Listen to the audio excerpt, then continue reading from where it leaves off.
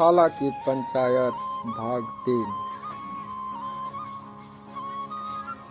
जब काम पड़ा तुमने हमारी मदद की है और हम भी जो कुछ बन पड़ा तुम्हारी सेवा करते रहे हैं। मगर इस समय तुम और बूढ़ी खाला दोनों हमारी निगाह में बराबर हो। तुमको पंचों से जो कुछ अर्ज करनी हो करो। जुम्मन को पूरा विश्वास था कि अब बाजी मेरी है।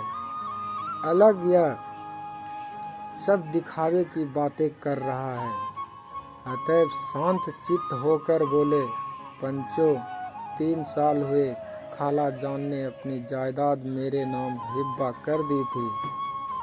मैंने उन्हें ताहयात खाना कपड़ा देना कबूल किया था। खुदा गवाह है, आज तक मैंने खाला जान को कोई तकलीफ नहीं दी। मैं उन्हें अपनी माँ के समान समझता हूँ। उनकी खिदमत करना मेरा फर्ज है। मगर औरतों में जरा अनबन रहती है, उसमें मेरा क्या बस है। खाला जान मुझसे माहवार खर्च अलग मांगती है। जायदाद जितनी है वह पंचों से छिपी नहीं। उससे इतना मुनाफा नहीं होता है कि माहवार खर्च दे सकूं। इसके अलावा हिब्बा नामों में माहवार खर्च का कोई जिक्र नहीं तो मैं भूल कर भी इस झमेले में न पड़ता। बस मुझे यही कहना है, आइंदा पंचों का अख्तियार है, जो फैसला चाहे करे। अलगू चौधरी को हमेशा कचहरी से काम पड़ता था, अतएव वह पूरा कानूनी आदमी था। उसने जुम्मन से जिरह शुरू की। एक एक प्रश्न जुम्मन के हृदय पर हथौड़े की चोट की तरह पड़ता था। रामधन मिश्र इस प्रश्नों पर मुग्ध हुए जाते थे। जुम्मन चिकित थे कि अलगू को क्या हो गया। अभी यह अलगू मेरे साथ बैठा हुआ कैसी कैसी बातें कर रहा था। इतनी ही देर में ऐसी काया पलट हो गई कि मेरी जड़ खोदने पर तुला हुआ है। ना मालूम कब की कसर यह निकाल रहा है। क्या इतने दिनों की दोस्ती कुछ भी काम ना आवेगी।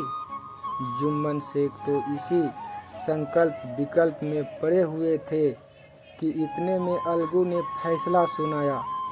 जुम्मन शेख, पंचों ने इस मामले पर विचार किया।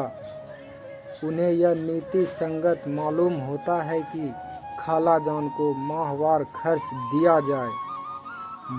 हमारा विचार है कि खाला की जायदाद से इतना मुनाफा अवश्य होता है कि माहवार खर्च दिया जा सके। बस यही हमारा फैसला है। अगर जुम्मन को खर्च देना मंजूर न हो तो हिब्बानामा रद्द समझा जाए। यह फैसला सुनते ही जुम्मन सन्नाटे में आ गया। जो अपना मित्र हो वह शत्रु का व्यवहार करे और गले पर छुरी फेरे।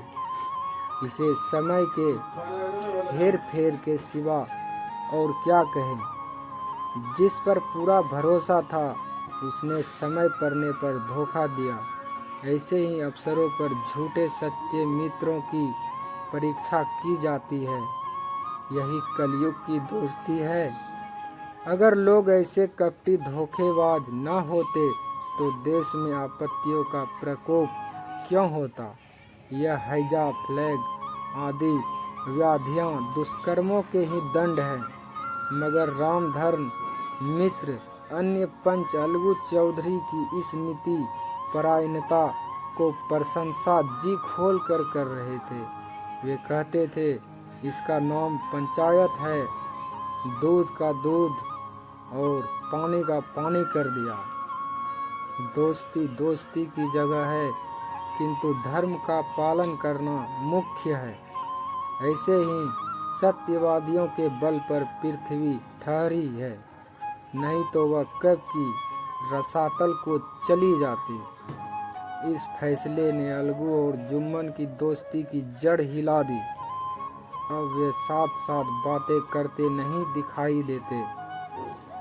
इतना पुराना मित्र रूपी वृक्ष सत्य का एक झोंका भी न सह सका।